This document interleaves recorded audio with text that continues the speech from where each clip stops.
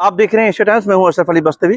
पिछले 2 दिन से मैं औरंगाबाद शहर में हूँ और ये औरंगाबाद शहर जिसके बारे में मैंने बहुत सुना था कि ये सकाफ़त, कल्चर, तहजीब, तारीख़ का शहर है, वो वैसा ही मैंने यहाँ पर आके पाया। 2 दिन से मैं यहाँ पर ऑल इंडिया एजुकेशन मूवमेंट की कॉन्फ्रेंस में हूँ। उससे जो कुछ वक्त मिल रहा है उससे चुरा करके मैं शहर को एक्सप्लोर करने की कोशिश कर रहा हूँ। उसी में से आज इस वक्त यानी दूसरे दिन आज मैं यहाँ पर जामिया इस्लामिया काशिफुल उलूम में इस वक्त मैं हूँ। ये उनका फ़ोल्डर मेरे पास है।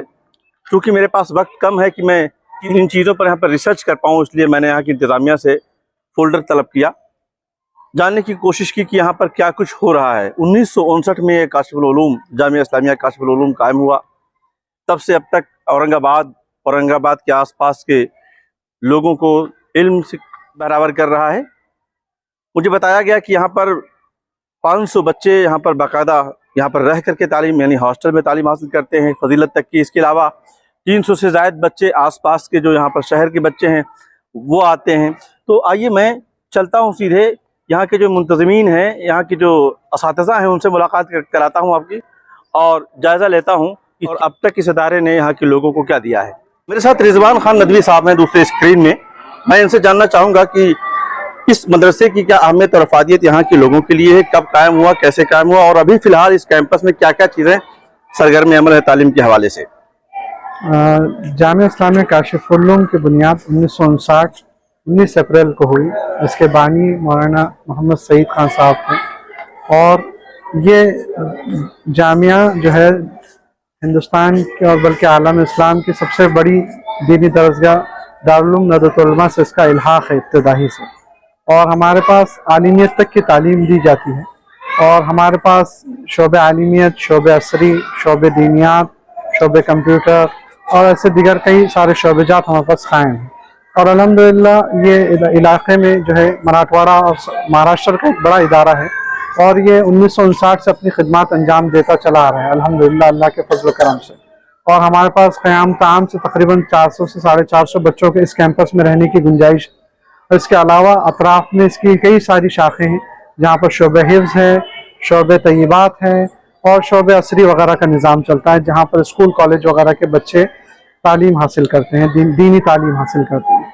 हमारे पास जो है इस कैंपस में ये आलिमियत का कैंपस है, यहाँ पे ये क्लासरूम्स है ये पूरे जी। और इसी तरह ये हमारे पास काशिफुल उलूम उर्दू प्राइमरी स्कूल का कैंपस है फॉर बॉयज़।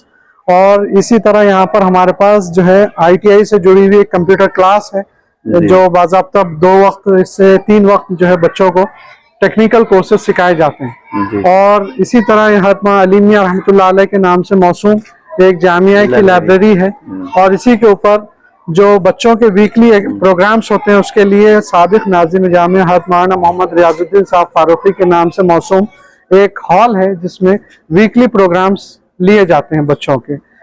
और इसी तरह हम लाइब्रेरी के अलावा हम उस तरफ जाएंगे तो ये जो तारीखी 4 दीवारी है, जो तौसी का काम है वो औरंगजेब आलमगीर रहमतुल्लाह अलैह ने किया है।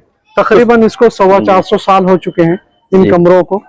और जो है जामे मस्जिद छत के एतबार से सबसे बड़ी मस्जिद मानी जाती है हिंदुस्तान में।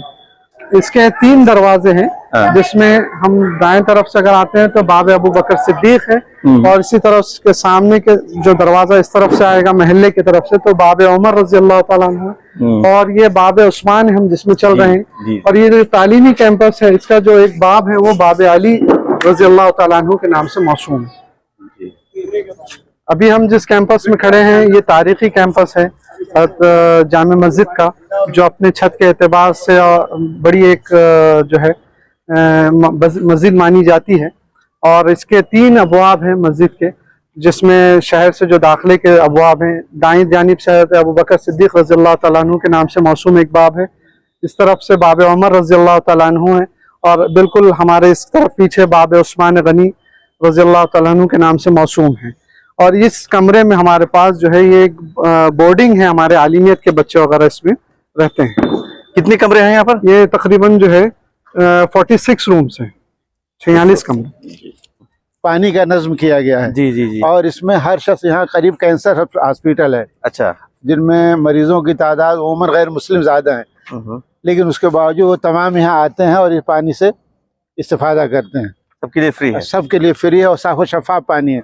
उसके अंदर मशीनें लगी हुई हैं जिससे आरओ फिल्टर, जिससे पानी ठंडा भी होता है और सफाई भी उसकी होती रहती है। और बाजार में जो आपको पानी मिलते हैं उससे ज़्यादा साफ और शफाफ पानी आपको यहाँ मिलता है। माशाल्लाह। बहुत सारे लोग अपने घरों को भी ले जाते हैं। जी जी हाँ। जी। और ये इसका वजू खाना है जी, इस मस्जिद का वजू जी। खाना। हाँ, ये औरंगजेब रहमतुल्लाह अलैह के ज़माने में वजू खाना तैयार कराया गया था। अच्छा। बाद में उसमें कुछ खूबसूरती लाई गई है। उस ज़माने में इसका जो ऊपर का ढांचा है शामियाने के तौर पे ये मौजूद नहीं था। अच्छा अच्छा।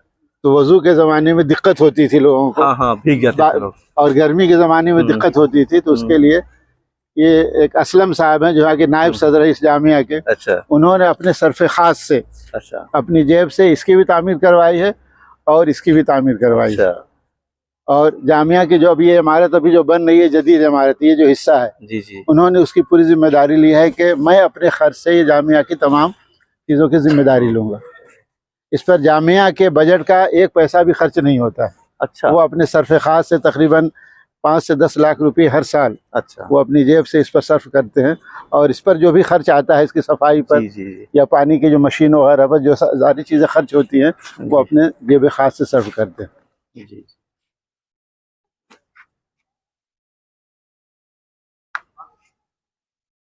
ये आप देख रहे हैं कि ये मदरसे का वो कैंपस है जो 400 साल पुराना बताया जाता है। ढांचा वही है और आपको बिल्कुल तरोताज़ा नज़र आ रहा है। उसकी खूबी ये है कि यहाँ के जो लोग हैं, मुंतज़मीन हैं, इसका जो इस्तेमाल हो रहा है, उसको बाकायदा उसी अंदाज में बाकायदा मरम्मत भी की जाती है टाइम टू टाइम, जिसकी वजह से उसकी जो ताजगी है, उसकी जो मजबूती है, वो भी आप देख सकते हैं।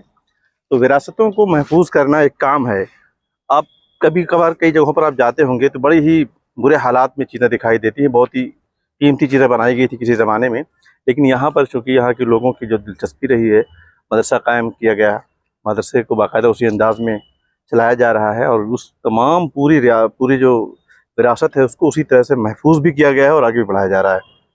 तो ये अलामत आपको जहाँ तक मिलेगी, ये कमाने मलिक अंबर के दौर की बनी हुई है। तो इतना ही हिस्सा था और ये 3 कमाने ये हिस्सा नहीं है जहाँ पर इधर भी और उधर भी नहीं है। ये 3 कमाने औरंगजेब की तौसी है और इसी तरह से ये भी तौसी है, लेकिन आपको पता ही नहीं चलेगा कि ये तौसी की गई है। आपको ऐसा देखने का अंदाजा नहीं होगा। ऐसा मिलाया है शमाल, जनूब और मशरिक मिलाया है, 3 तरफ औरंगजेब रहमतुल्लाह अलैह ने बस अंदाजा नहीं होता कि ये तौसी की गई है। वही गयासुद्दीन साहब हैं, आसिफ इकबाल साहब हैं और हम इन्हीं की वजह से यहाँ पहुँच पाए हैं। इन हजरात के साथ मुलाकात हो रही है। जामा मस्जिद को मैं देख रहा हूँ तो ये हमारे साथ हैं और तमाम हजरात यहाँ के जो मुंतज़मीन हैं मदरसे के, मस्जिद के तमाम लोग मेरे साथ आए हुए हैं और हम इसे देख रहे हैं। तो आप भी ज़रा देखें।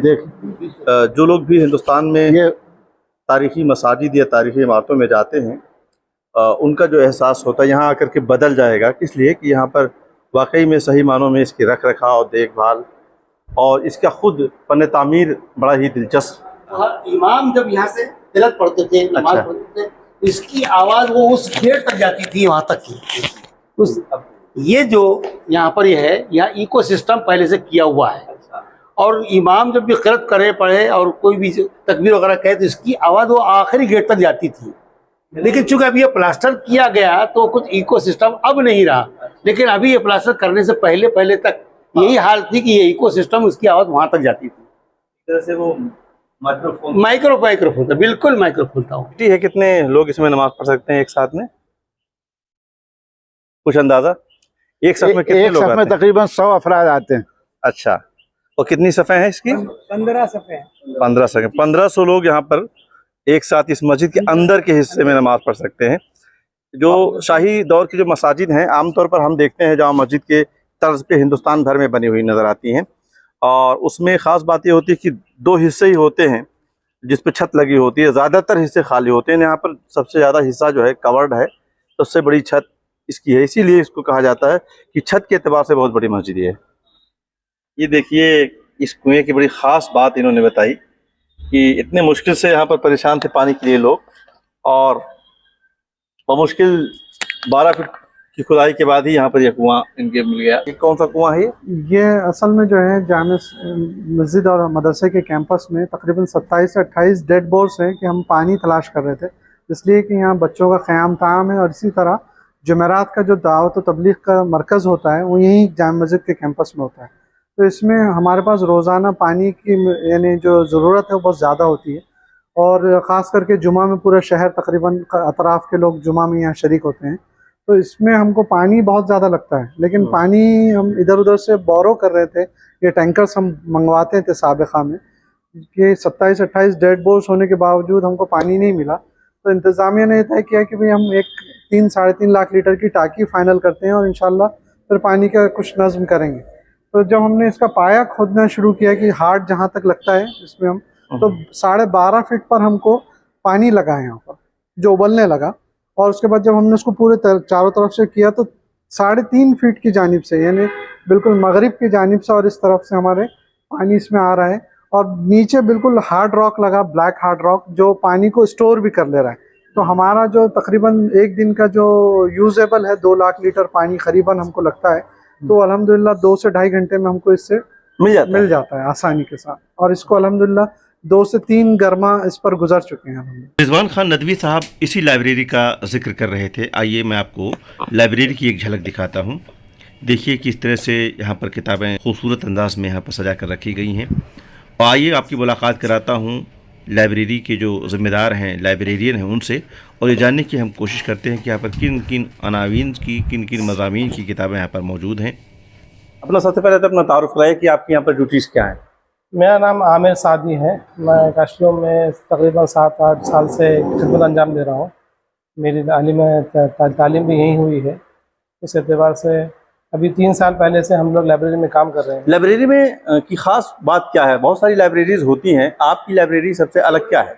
हमारी लाइब्रेरी की सबसे ख़ास बात यह है कि हम जो सिस्टम हमने इसको सिस्टम से वो किया है, डिज़ाइन किया है, ये आलमी सिस्टम जो होता है DDC, डेविड डिसीमर, उस एतबार से हमने इसको डिज़ाइन किया है। इसको आप ऑथर वाइज, पब्लिशर वाइज, और आप किताब का टाइटल है, जो भी चीज़ें आप किताब के मुतालिक जो भी मालूमात है, आप कंप्यूटर में 1 सेकंड में आप अगर इंटर करते हैं तो आपको 1 सेकंड में रिज़ल्ट मिल जाएगा और 1 मिनट के अंदर आप वहाँ पे किताब पे पहुँच जाएंगे। अच्छी एक चीज़ मुझे बताइए कि ये कायम कब हुई और कितनी किताबें आपके पास फ़िलहाल हैं?